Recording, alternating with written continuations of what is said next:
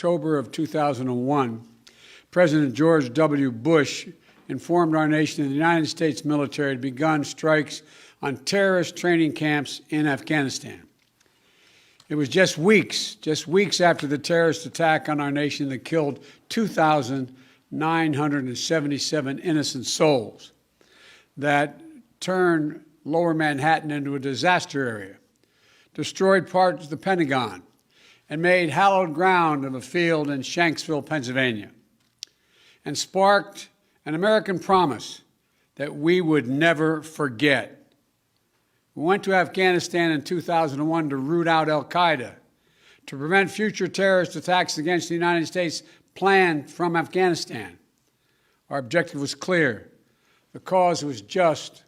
Our NATO allies and partners rallied beside us. And I supported that military action along with overwhelming majority of the members of Congress. More than 7 years later, in 2008, weeks before we swore the oath of office President Obama and I were about to swear, President Obama asked me to travel to Afghanistan and report back on the state of the war in Afghanistan. I flew to Afghanistan to the Kunar Valley, a rugged mountainous region on the border with Pakistan. What I saw on that trip reinforced my conviction that only the Afghans have the right and responsibility to lead their country, and that more and endless American military force could not create or sustain a durable Afghan government. I believed that our presence in Afghanistan should be focused on the reason we went in the first place, to ensure Afghanistan would not be used as a base from which to attack our homeland again. We did that. We accomplished that objective. I said, among with others, we'd follow Osama bin Laden to the gates of hell if need be. That's exactly what we did, and we got him. It took us close to 10 years to put President Obama's commitment into form, and that's exactly what happened. Osama bin Laden was gone. That was 10 years ago. Think about that. We delivered justice to bin Laden a decade ago, and we've stayed in Afghanistan for a decade since. Since then, our reasons for remaining in Afghanistan have become increasingly unclear, even as the terrorist threat that we went to fight evolved. Over the past 20 years, the threat has become more dispersed, metastasizing around the globe. Al-Shabaab in Somalia, al-Qaeda in the Arabian Peninsula, al-Nusra in Syria, ISIS attempting to create a caliphate in Syria and Iraq and establishing affiliates in multiple countries in Africa and Asia.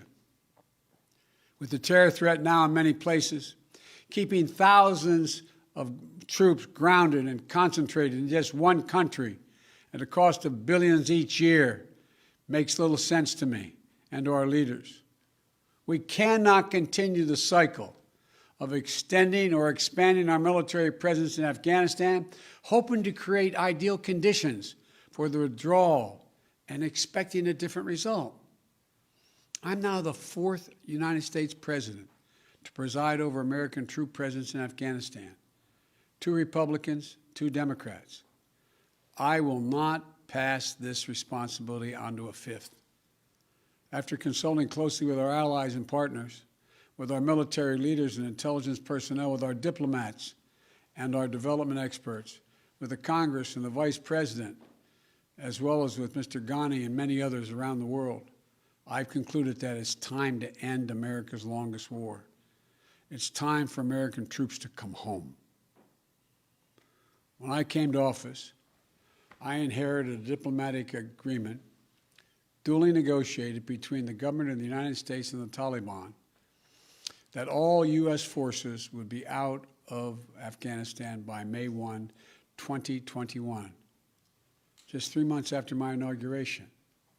That's what we inherited, that commitment.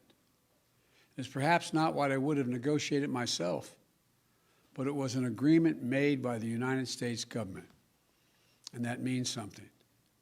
So in keeping with that agreement and with our national interest, the United States will begin our final withdrawal, begin it on May 1 of this year. We'll not conduct a hasty rush to the exit. We'll do it responsibly, deliberately, and safely. And we will do it in full coordination with our allies and partners who now have more forces in Afghanistan than we do. And the Taliban should know that if they attack us as we draw down, we will defend ourselves and our partners with all the tools at our disposal. Our allies and partners have stood beside us, shoulder to shoulder in Afghanistan for almost 20 years, and we're deeply grateful for the contributions they have made to our shared mission and for the sacrifices they've borne. The plan has long been in together, out together. U.S. troops, as well as forces deployed by our NATO allies and operational partners, will be out of Afghanistan before we mark the 20th anniversary of that heinous attack on September 11th. But we'll not take our eye off the terrorist threat. We'll reorganize our counterterrorism capabilities and the substantial assets in the region to prevent reemergence of terrorists or the threat to our homeland from over the horizon. We'll hold the Taliban accountable for its commitment not to allow any terrorist to threaten the United States or its allies from Afghan soil. The Afghan government has made that commitment to us as well, and will focus our full attention on the threat we face today.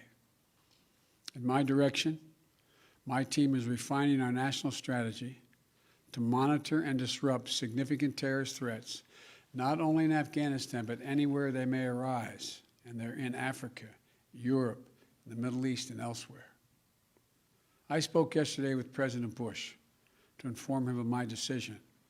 While he and I have had many disagreements over policy throughout the years, we're absolutely united in our respect and support for the valor, courage, and integrity of the women and men of the United States Armed Forces who served. I'm immensely grateful for the bravery and backbone that they have shown through nearly 2 decades of combat deployments. We as a nation are forever indebted to them and to their families.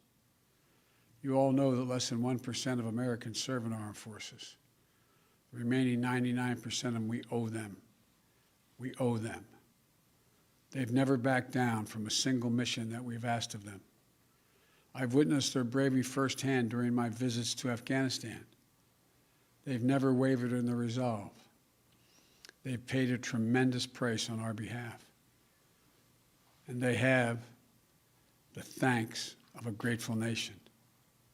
While we'll not stay involved in Afghanistan militarily, our diplomatic and humanitarian work will continue. We'll continue to support the government of Afghanistan. We will keep providing assistance to the Afghan national defenses and security forces. And along with our partners, we have trained and equipped a standing force of over 300,000 Afghan personnel today and hundreds of thousands over the past 2 decades. And they'll continue to fight valiantly on behalf of the Afghans at great cost. They'll support peace talks, as we will support peace talks between the government of Afghanistan and the Taliban facilitated by the United Nations. And will continue to support the rights of Afghan women and girls by maintaining significant humanitarian and development assistance.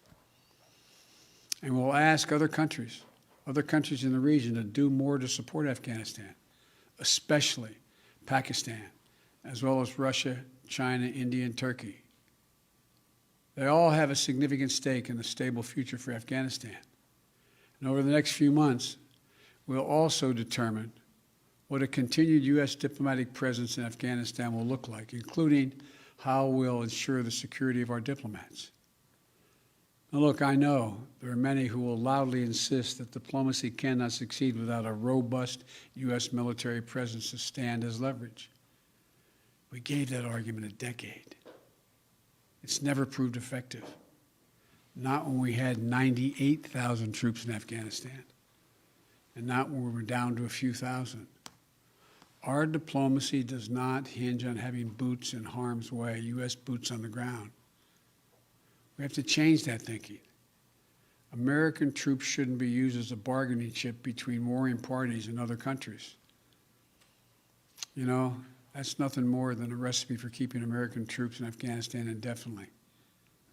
I also know there are many who will argue that we should stay fighting in Afghanistan because withdrawal would damage America's credibility and weaken America's influence in the world.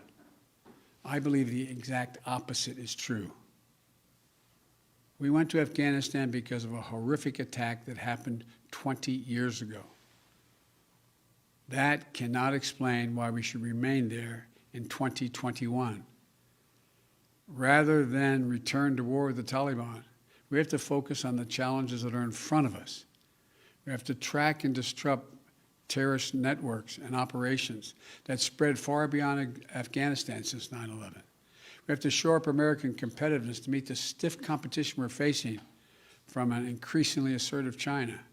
We have to strengthen our alliances and work with like-minded partners to ensure that the rules of international norms that govern cyber threats and emerging technologies that will shape our future are grounded in our democratic values, not those of the autocrats.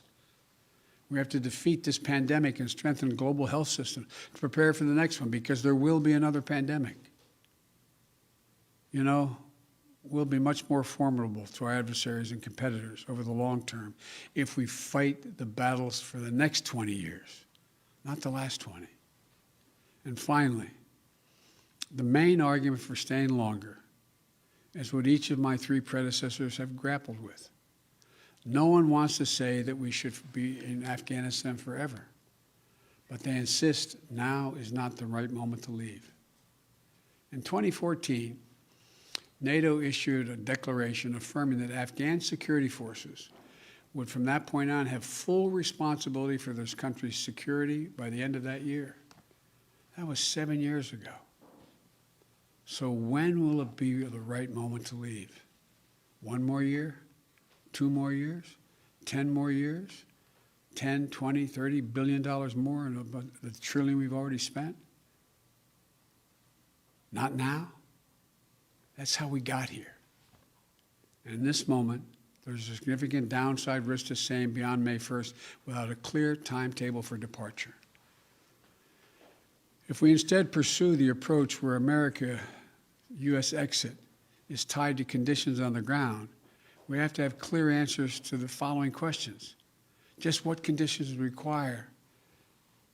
required to allow us to depart? By what means and how long would it take to achieve them, if they could be achieved at all? And at what additional cost in lives and treasure? I've not heard any good answers to these questions. And if you can't answer them, in my view, we should not stay.